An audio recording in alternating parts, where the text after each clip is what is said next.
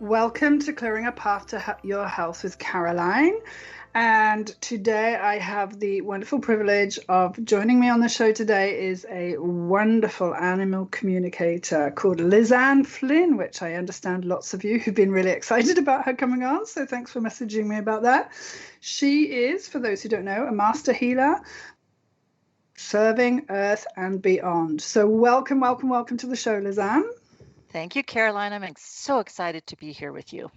Yeah, me too. Now, we had a conversation about, I don't know how long ago it was, but it left me like reeling. I was so excited about the stuff we talked about. So I can't wait to share some of your information with the listeners. So maybe we could start with, how did you stumble upon your journey towards where you are today?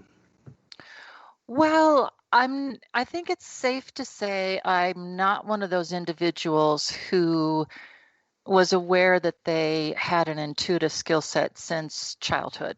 The earliest kind of probably psychic experience that I had was probably when I was in my early 20s, and then it kind of went underground for a little while.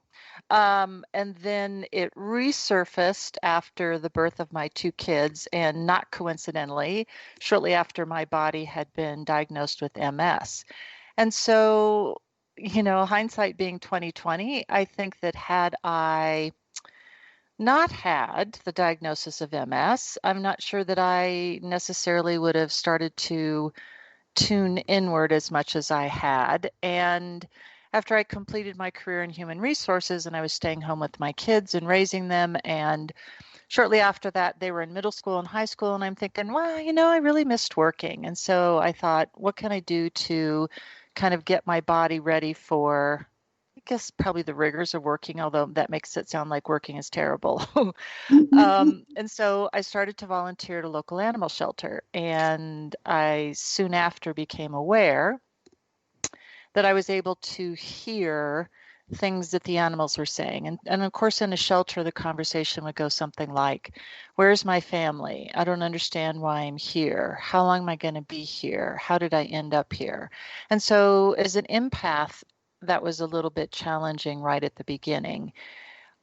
I worked my way through that with the help of the animals, and it was shortly after that that I became aware that I also can function as a medium. I started functioning as a medium, first of all, for animals, and then that led into humans. The medical intuitive part kind of had always been, I guess, there right from the beginning with animals, but certainly with animals as well as with humans, that's just kind of deepened over the years. I became certified in canine massage therapy shortly after that. And at the end of canine massage therapy, Reiki entered my path. And so I'm a certified Reiki master teacher. And then probably within the last, I don't know, maybe 7 years or so, shamanism and using the tools of shamanic journeying as well as soul retrieval to help animals and humans recover from trauma entered into the picture. So that's where we are to date. Wow, that's super. What a great journey you've had. Much Yes. more interesting than mine. Oh, I don't know, Caroline. I think we all have our journeys. I don't perceive one as better than the other. Yeah, good point, good point, good point. So one of the things that I was driving back really fast today, because I've just come back from Reading, which is a good 4.5 hours away, and I was like really wanting to get here for this. But one of the things that I was considering on the way here, and it's just a little bit humorous really, but what are the most, how do I say this? So if we took a family dog, let's take that. Mhm. What would be the most common thing that a dog would say to you across all dogs, as it were? Do you see what I'm asking? Absolutely. The really interesting thing about working with animals is, first of all, they have an absolutely killer sense of humor. It is very dry, it's very pithy, and it's also just they're able to land zingers about not only their other animal family members, but most definitely about all of the human family members that they happen to be sharing an experience with. So probably the first thing I'll hear is whatever they feel is most necessary to realign in their shared energy environment. And so that's going to vary a little bit from animal to animal. But where I get contacted most often by clients is for behavior issues, such as the cat's not using the litter box, the dog is barking and jumping up on people, the dog is reactive with other dogs and humans.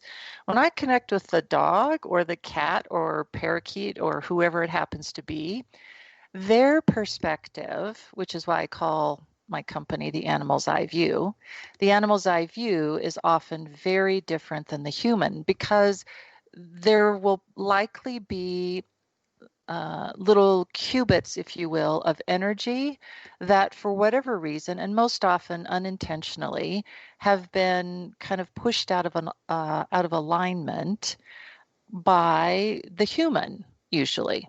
And so the very cool thing about animals is that, you know how sometimes in human relationships, if we're talking about issues, capital I, there's sometimes well, you always do, and, I hate it when you do, blah, blah, blah. With animals, it is never that. It is always a very calm, a very neutral, and a most compassionate, well, since you asked the question, now that you have taken a new job and you're working more overtime, that has disrupted not only my routine of getting dinner at home, but it's also disrupted how much time you and I are able to spend together. And so I, as dog, cat, parakeet, etc., use the only vehicle that I have available to me, which is my behavior, to kind of send up a red flag and say something is out of alignment, and human, you and I can work together to get this back into alignment. But the key is asking the why the behavior changed, not necessarily that the behavior changed. Wonderful. If you would just play along with me a little bit. So I wanted to see if there was a difference between what a typical thing you got from a dog was compared to a typical thing you got from a cat. Do you see what I'm doing here? Absolutely, Caroline. Can you do that or not? Is that... Well, and it's interesting because every species has their own, what I like to call energy fingerprint. And so how we see them physically, say for instance, dog physically is very different than cat. Their energy is kind of imbued in that physical manifestation. So say for instance, dog, for the most part, what we see is dogs love to please.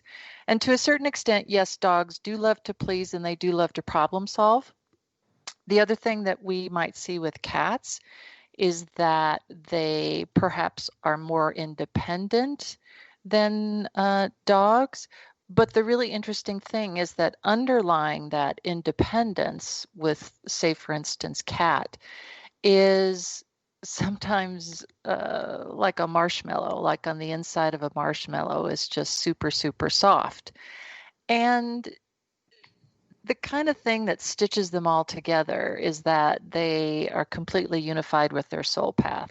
And so kind of regardless of the experience, whether that's dog, cat, parakeet, that they chose to incarnate on this planet, each one of them know exactly what their soul path is, and they're very, very clear about why they chose this particular human and why they chose these particular other animal family members with which to live. So, and I've run across dog divas before, most definitely, where a dog wants to be the only dog in the family, either female or male. I've also run across cats that are divas and they only want to be the only female cat or the only male cat. I've also run across female cats and male cats that are just like, oh my gosh, I would love to have someone to play with. Right. And so we would sometimes most definitely think that that's true for dogs, that they are sometimes alone and wanting to need another canine companion. But I've also worked with other dogs when the client and I ask them, hey, how would you feel about adopting another whatever? I sometimes get a shrug of the shoulders and like a meh. I don't Yeah. really care. I'm really happy kind of being the only dog in the family. And then of course the guardian, I say to them, well, if you're intent upon adopting, you are going to proceed at your own peril. Because what else am I going to say? If I have the information from the animal, I can't change it. And I'm kind of bound by, I don't know, whether it's my connection with the animals across the planet to only present their truth. I'm really, it's impossible for me to say, yeah, do they really mind what you're doing? Absolutely. Yeah, they do kind of mind. I'm not going to say to a human, oh yeah, no, you can absolutely continue that if that's not what the truth is. Sure. And whenever I watch these dog training programs which are made for TV, it's always the humans that are the ones that end up getting trained, because which I find hysterical. Same with parenting, I think. But anyway, moving on from that. Yeah, no, I just find it really interesting because I've always had a great love of big wild animals, and have never really lived around a domestic cat or a domestic dog or a domestic rabbit, if I think about it. But when I learned what I do, which is intuitive healing, which is very different to what you do, but similarly, we would ask the animal or the bird, what is it that is causing you problems? And very often, you're right, it is quite humorous, but it's also, I can't do this because, or this is what I'm supposed to be doing within this family unit, or there's too much pain in the humans, I've heard before as well. Mm-hmm. So definitely know that dogs take on the unexpressed emotions in the family sometimes. Do you find that? No, I don't. I disagree with you on that. Oh, I right. Okay. what I do think sometimes happens, Caroline, and I love that question because what animals are really good at doing is being mirrors. And just like looking in a mirror on a bad hair day, sometimes humans look at that and we are not happy with what we see. And I guess if you look at that theory from the opposite side, to a certain extent, if we say that animals take on our emotions for us, to me, that kind of objectifies animals just a bit. And it says, well, yeah, they don't really have their own soul path and they're not really here except to kind of serve the needs of humans. And I think that's a fairly human-centric way to look at all the other species on the planet, and I think that's one of the reasons why we're in the trouble that we are with the planet at Yeah. large. Um, but and it's sometimes it's easy to mistake that mirror. For instance, if say for instance you have a death in the family, whether that's animal or human. Animals grieve exactly the same way that humans do, and sometimes a little bit more. Sometimes you'll see them that they are super lethargic and they tend to sleep a lot. They don't have a whole lot of appetite. You might see the opposite end of the spectrum where it's really hard to get them to settle down. And so you being in the family, you might think, oh, well, look, they're acting exactly the same way that I am. Again, for me, that tends to negate who they are as light beings incarnated in animal experience on this planet. The mirror thing is definitely very valid. Sometimes if we're having a really bad day, the animal will come in. Sometimes there will be an effort to cheer us up, and if we're not in the mood for that, sometimes the animal will come close and they'll kind of sit next to us and we'll say, oh, that's really great. And we might even perceive that they are acting as low as we are. What they're doing is showing you a mirror and say, do you see how this is? Do you see how you have a choice about how you're feeling in this moment? And for animals, when they hold up that mirror, they're like north on a compass is joy pretty much all the time. It's not that they don't understand light and shadow, but even when shadow comes in, they're like, oh, okay, I see this as different energy. Thank you for that. That's good information for me to have. And then they just kind of switch over into joy as soon as they've kind of leaned into shadow and made the journey through shadow and whatever awareness they're supposed to get out of shadow in that particular experience. I am aware that there have been reports of, say, for instance, a human transitioning from, say, for instance, cancer, and then a short time later, their beloved animal companion transitioning from cancer. Even if that happens to be the case, just like it is with human, there's a choice about whether or not you're going to resonate with that the animal makes as well. And I've actually thought, and maybe I'll have to do a search at some point in time, whether or not things that and this kind of gets into Louise Hay's, you can heal your life theory, whether or not cancer actually exists in animals in the wild. My hunch is that it doesn't. That doesn't mean they don't have other, issues, physical issues that they transition from, wasting disease, things like that, white nose syndrome in bats. But to a certain extent, that also has a human element because of what we've done to their habitats. So I would have to disagree with you about the fact or the supposition that the theory that they take our stuff on for us, because I don't. Yeah, no, absolutely fine for you to disagree with me. When I have worked with pets, and they're definitely family pets, if there's collective grief in the family and it's too strong, I find it in the dog as well. And what you've just said makes absolute sense. And what was the word you used? Human centric. Can't speak. I was thinking that they were taking it on, but actually it was just present in the dog as well, because they'd all lost, a child. I think it was when I did that. Okay, very interesting. And to that point, Caroline, I've often had clients call me up and say, it's been a couple of months and I'd really like to adopt again. And Fido or Fluffy is still really having some issues and they're still not really themselves. And what can we do to get them out of that? And my response to that usually is, although I don't laugh, inwardly I do, I chuckle a little bit and I say, the only cure for time is time. And so I usually invite them to wait just a little bit longer until they see that their animal companion is able to move out of the grief. And at the same time, they're oftentimes maybe in an attachment to the previous animal's physical body that the human is unknowingly hanging on to, which sometimes can exacerbate the grief cycle of the animal.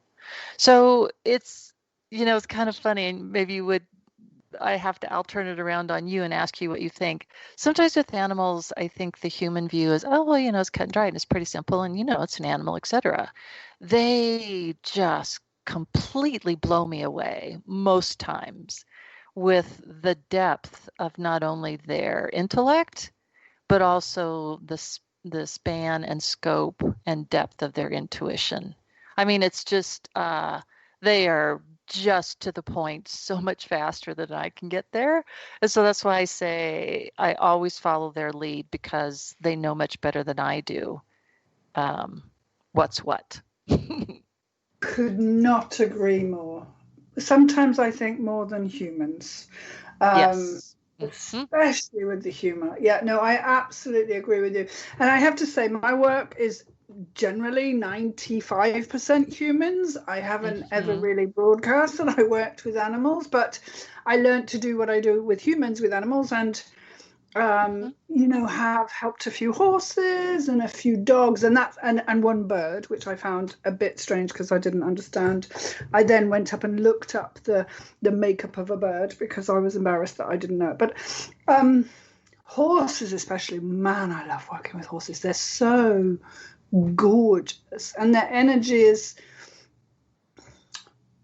just beautiful. But I wanted to just address one point. So I don't know why I do this, but I keep watching these dodo videos on Facebook or videos of, we capture this dog, it's been really maltreated, it's, fur is falling off, it's horrendous.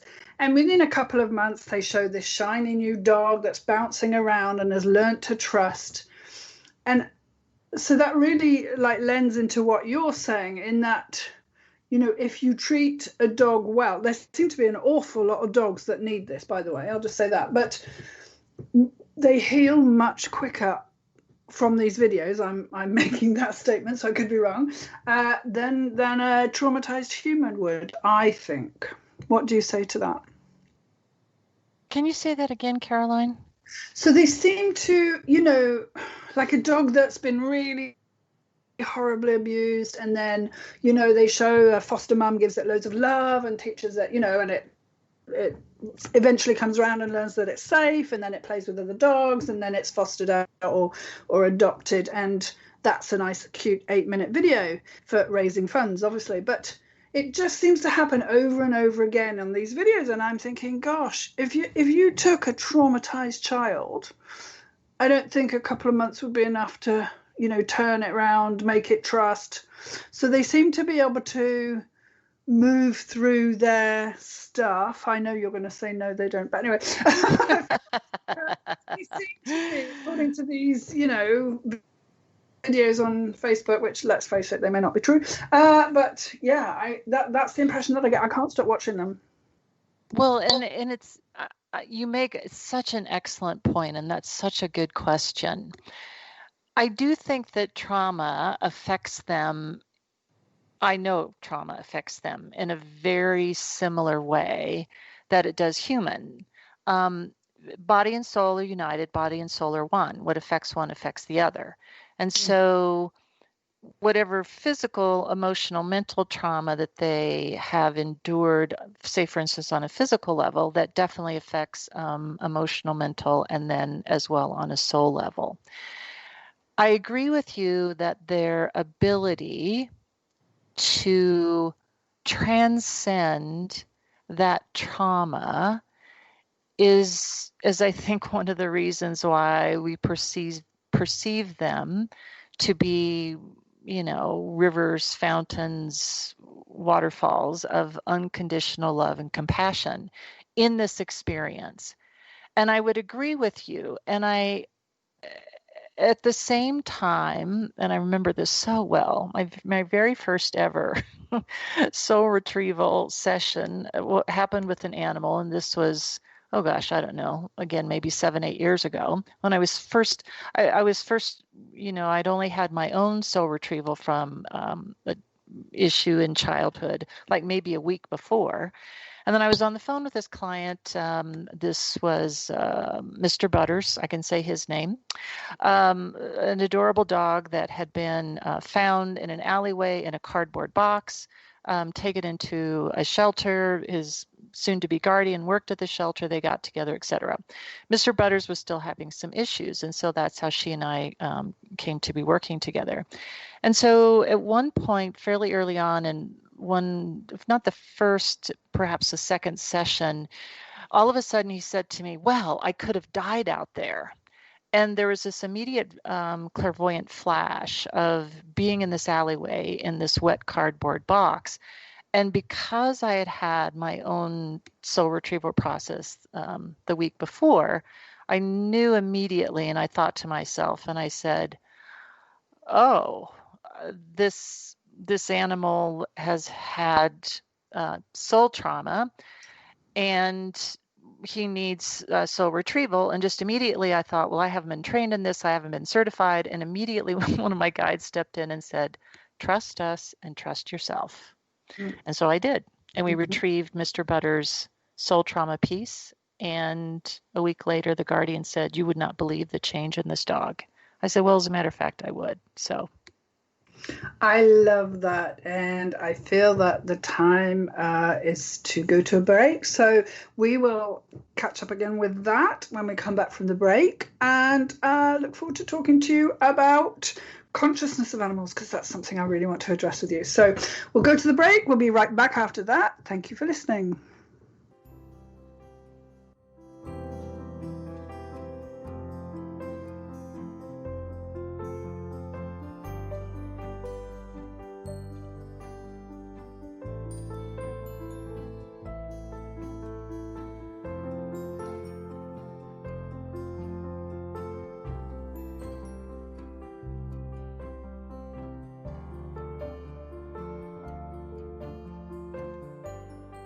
are so happy that you have found 12 Radio. If you'd like to join us in the chat room, just head over to 12radio.com, click on the chat button, and just like that, you'll be redirected into our Facebook chat room. It's magic. Hello, dear 12 Radio family. This is Robert Underwood. I'm the house acupuncturist and clinical herbalist, and I have a show on Tuesday called Living the Good Life. My role is to share health information and clinical observations with the 12 Radio family in order to make sure everyone is as happy and healthy as possible. Toward that end, I'm offering everyone a half-hour free consultation with me anytime that's convenient for you, and there's no obligation from this consultation in order to make sure that you are going into the cold and flu season this year in the best possible condition and you can achieve your prime immune state. If you'd like to set that up with me, please go to go.oneshub.com/Robert Underwood and schedule your free half-hour consultation. Once again, that URL is go.oneshub.com/Robert Underwood. I look forward to meeting you and have a blessed day.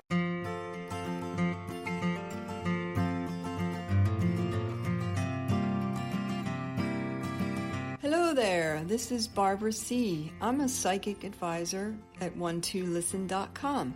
If you're in need of some positive spiritual guidance, help, advice, or an uplifting of any kind, please give me a call for some very quick, no-nonsense answers on any subject, from love and romance to money or prosperity, and even to which color car to buy. I'm a healer, I use tarot, and I can connect with your guides and angels, and I can also communicate with animals. So, I look forward to speaking with you. This is Barbara C. Talk to you soon.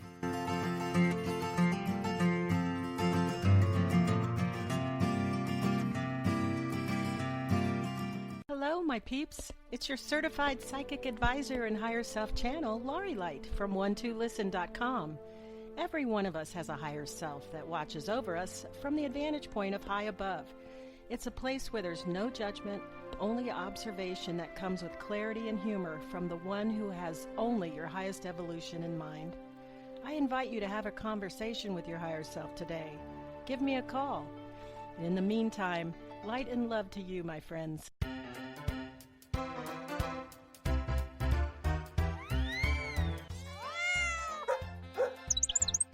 Fur baby, animal companion, pet, best friend, little no matter what you call them, you can't imagine life without them. This is Katie Weaver, and I'm an animal communicator over at 12listen.com. Give me a call whenever you're need a little extra help.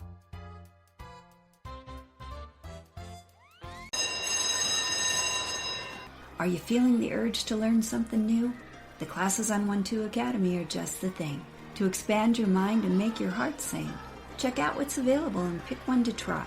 You take them over the phone, so it's easy as pie. The classes are all recorded, so don't worry about timing. Too bad there's not one that teaches rhyming. 12academy.com. Learn something new and have some fun.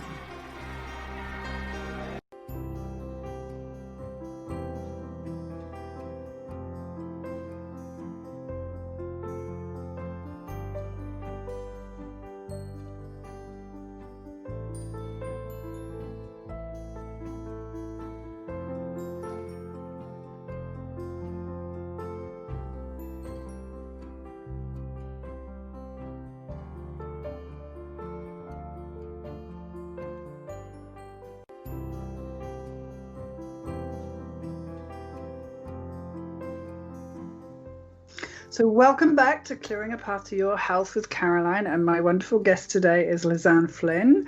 And Geraldine O'Toole says, I so miss hearing your calming voice, Lizanne. I hope you come back and do some more guest spots. I'd be really happy to have you on again, Lizanne, no problem. And two of my favorite ladies together from Erica on her birthday. Thank you, Erica. Alfie and Magic are listening with me. They say hello. Fantastic. So one question that we did get, I tell you what, before we do that, what I wanted to do with you, Lizanne, since I have you on my show, is talk to that part of Remember when we were having our conversation and I said, I just love elephants and I really connect deeply with wildlife in nature, and I've been so unutterably lucky with my viewings and my contact. And you talked to me about the consciousness of elephant, it was to start with, wasn't it? So would you like to elaborate on that a little bit for the listeners, because I just found it fascinating. Absolutely, Caroline. Thank you so much for asking me, because I do think this is an important, maybe I guess I would say paradigm shift that I would invite anybody and everybody who's listening ad infinitum to join in this place. When I was doing the radio show, and we would often have, we talked with lions, we talked with elephants ourselves, we talked with whales, walrus, etc. And I would often get the question from people, well, what is it that we can do? And every single time when I reached out to the animals, they're like, they would say, we appreciate your doingness, and we understand that that's mostly, to be frank, a human-oriented thing. We're really big on the action part. And the animals would say then, though, if you would just join us in being, in energy, you will find you can connect and do more with us from that vantage point. And the unique thing about, for instance, talking with animals in the wild, my very first ever was a mountain lion by the name of Henry. Henry, I got called from clients, dogs barking 2 or 3 o'clock in the morning, running out to the yard, bark, bark, bark. They live in kind of a rural area here in Colorado, up next to the foothills. Then would come back inside and acting like they were really frightened. And so they asked me to take a look. And so using remote viewing, I did. And it still gives me chills to think about it.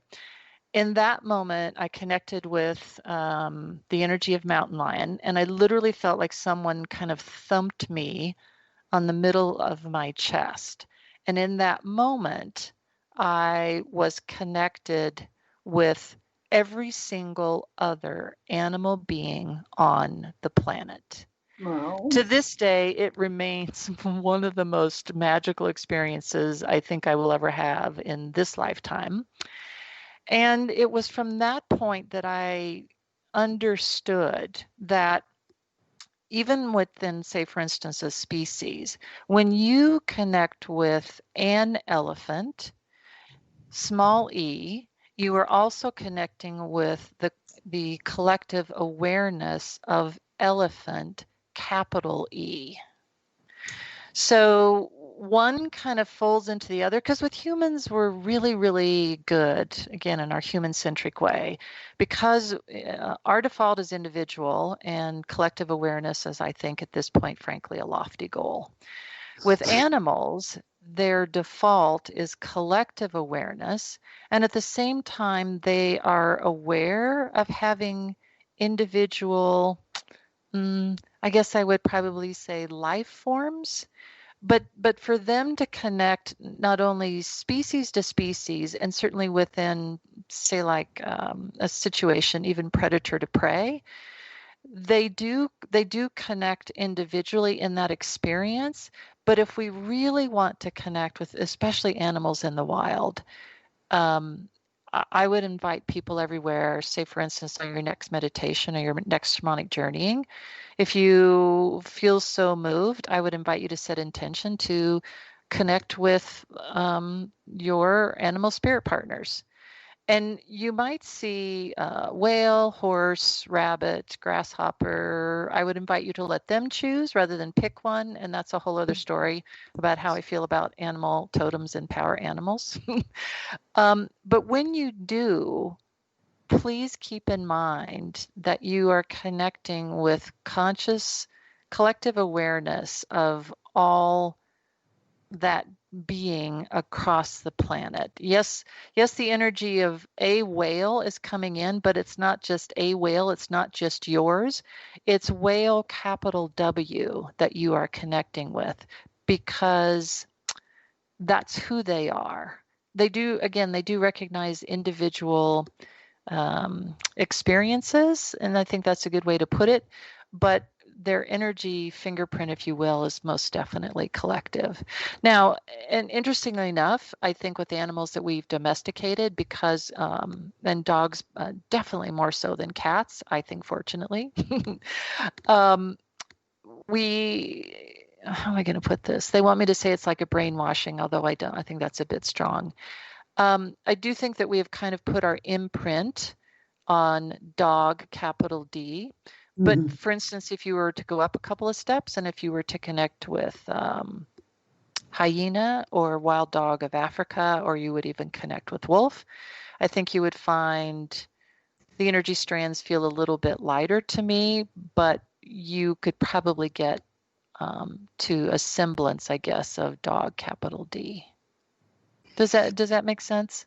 It does. And what's going through my mind is I'm horrified if they ever reverse it and elephant, capital E, tries to tune into human consciousness and goes, oh my God, what's going on there? Do you see what I'm saying?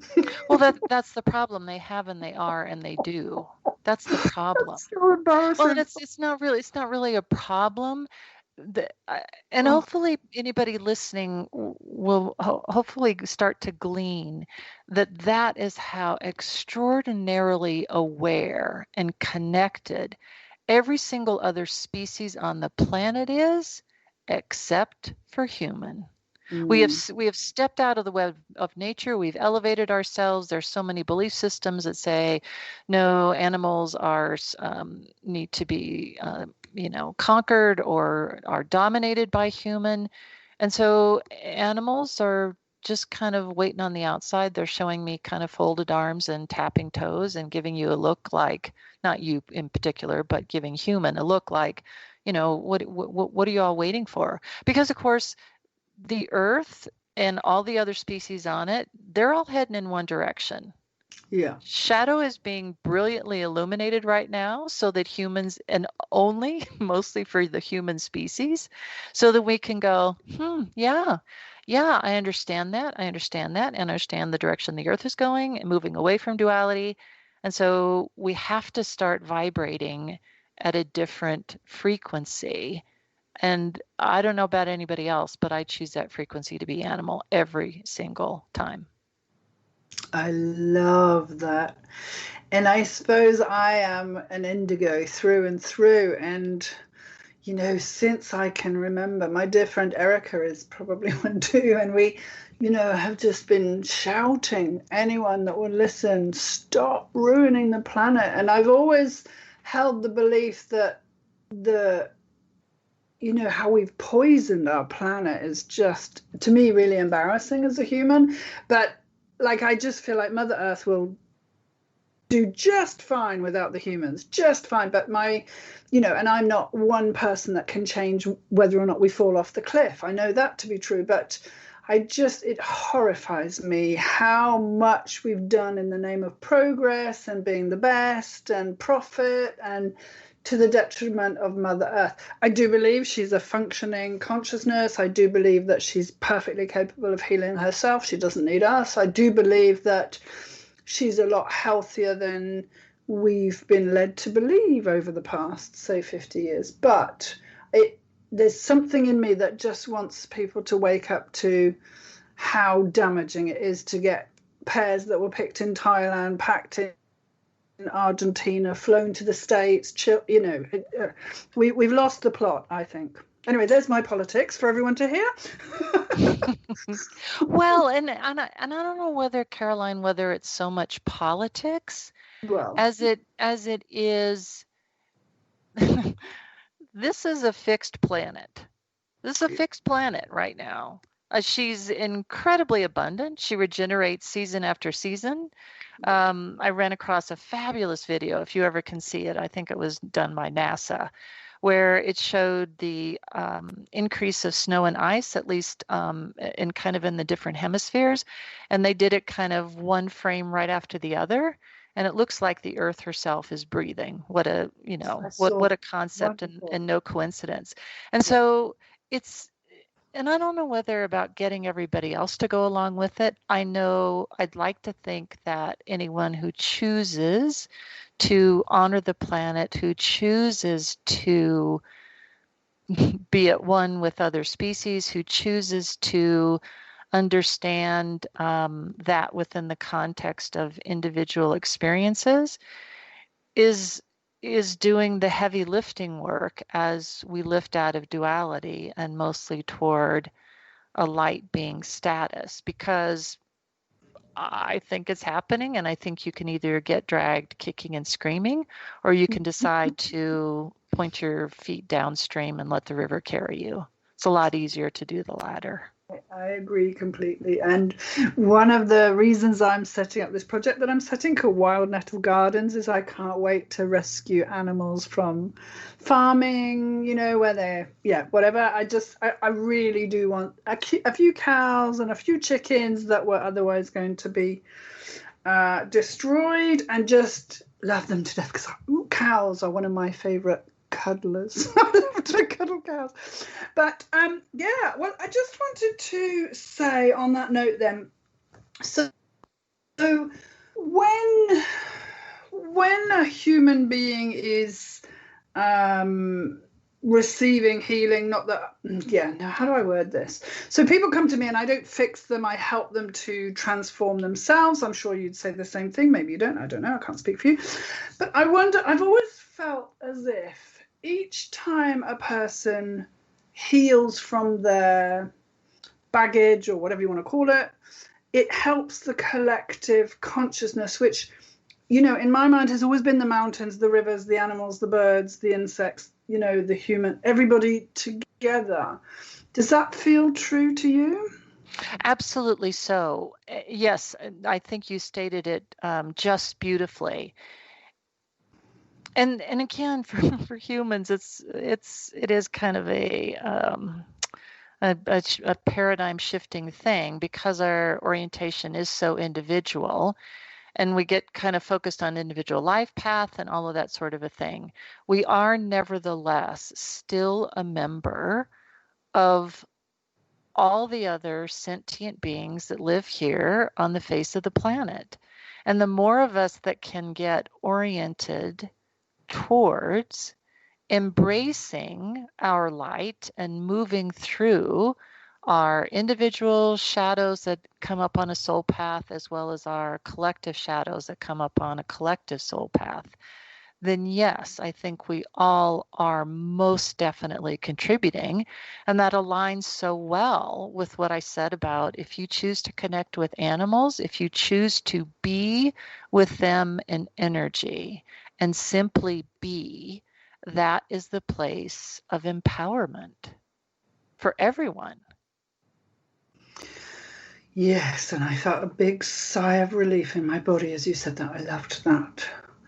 And, for someone who has been spectacularly lucky with wildlife, gorillas, elephants, dolphins, orangutan, I'm just so grateful for the experiences I've had with animals in their natural environment. And, I'm totally allergic to zoos. I've never been able to, but this is right since, the get-go. So I feel as though there's something in this about I need to work more with the collective consciousness. So thank you for highlighting that for me. I really appreciate it.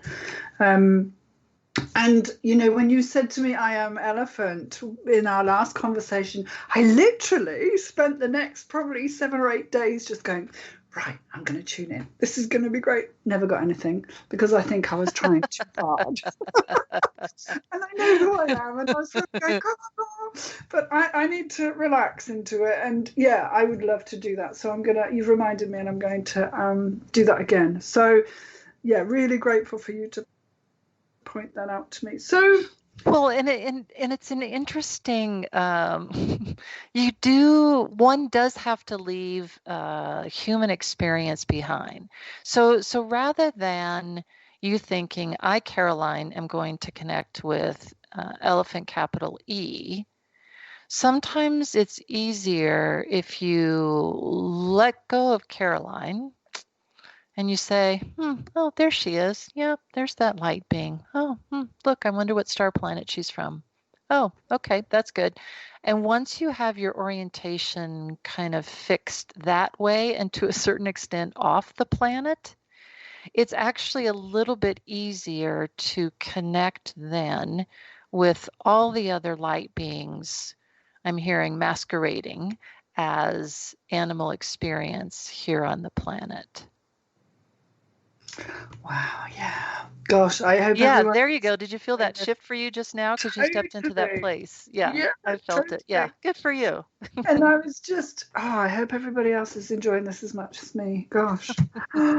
Yeah, I totally felt that. And I totally, yes. Yeah, And there you go. And see how it relaxes you. And it actually feels calmer than human experience right now. yes, I love that. Okay, so I'm unfortunately looking at the clock. So I just wanted to mention something that I have been doing alongside what I do on 1-2 Listen, and that is, dogs and cats and rabbits and horses, and there's a lot of toxins on the planet as I noticed, and they really can get very ill just as humans can. And on the website that I'm going to send you to, if you're interested in looking how to detox your pets really, really safely, there's a lot of information about what is good for each individual animal. So I'm just going to give you the name of a website. Just go take a look if you're worried about the health of your pet.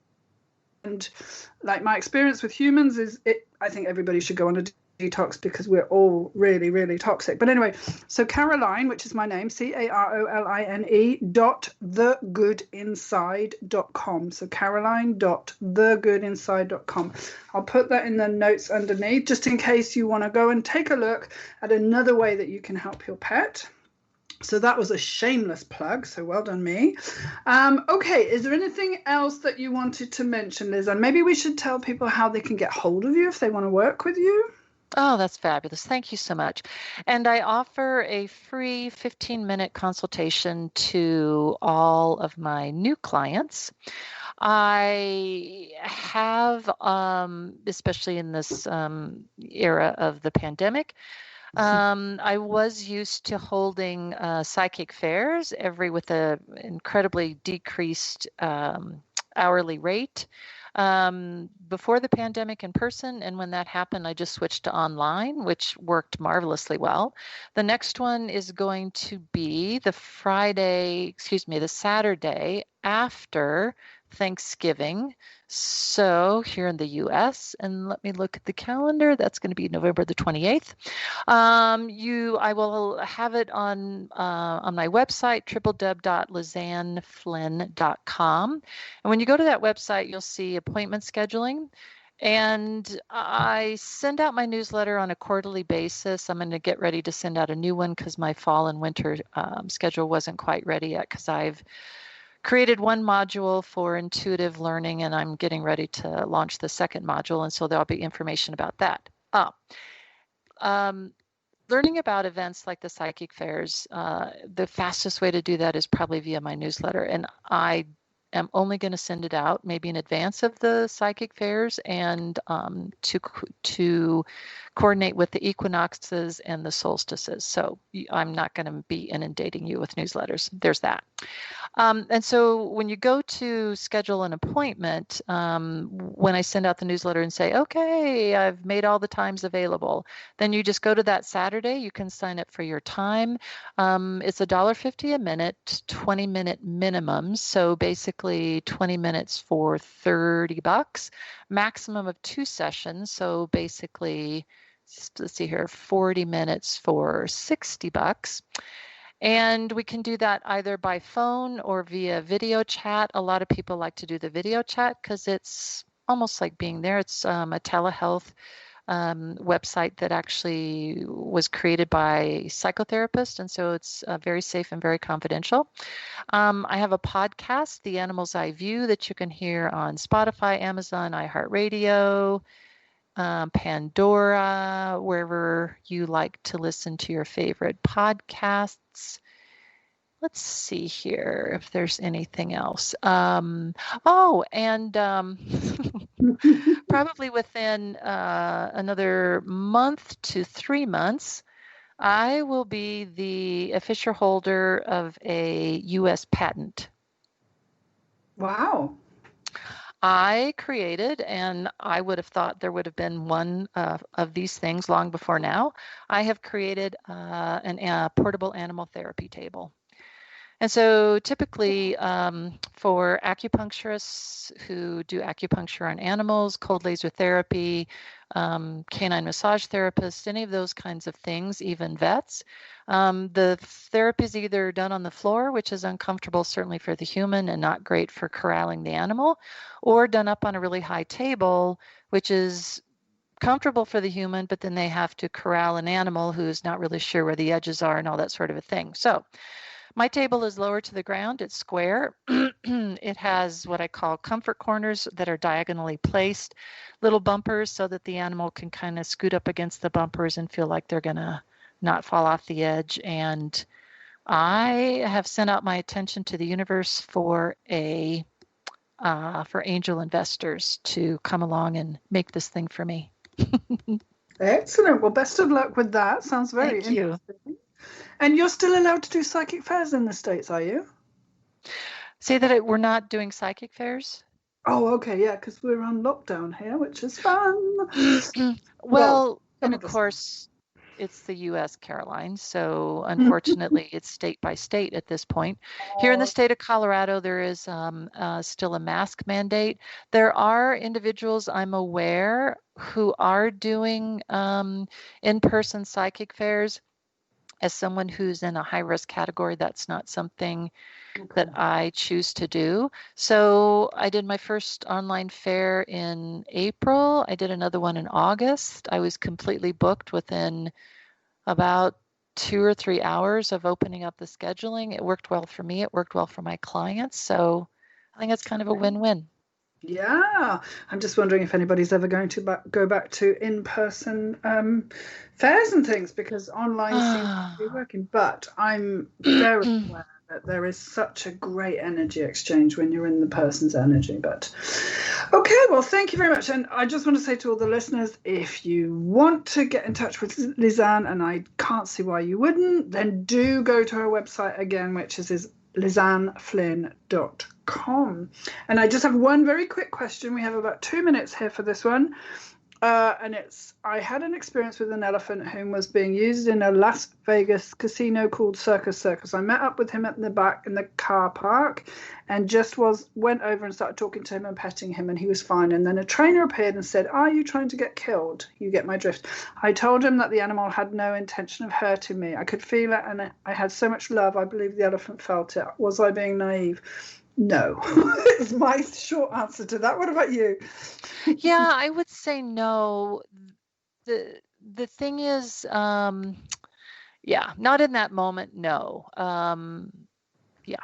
Okay. Short answer, no. I agree. All right. Well, thank you so much for coming on, and we run out of time. Thank you, Caroline, for having me. You're so, so welcome. So my next show is on the 19th of October with Diana Cooper, which I'm super excited about. Healing with Unicorns. So that will be a really good one. 10 a.m. Pacific, 6 p.m. UK. If you go to the front page on 1-2-Listen, you'll be able to see the wellness scopes, which are up for October for each individual astrological sign. And of course, you've got intuitive healing sessions with me, or any sort of guidance that you want. So thank you for listening to the show. It's really been a pleasure having Lisanne on. I'm definitely going to get her back because that was just such a good conversation. And I will be speaking to you again on the 19th of October on Monday at 10 a.m. Pacific. Thanks very much for listening. Bye now.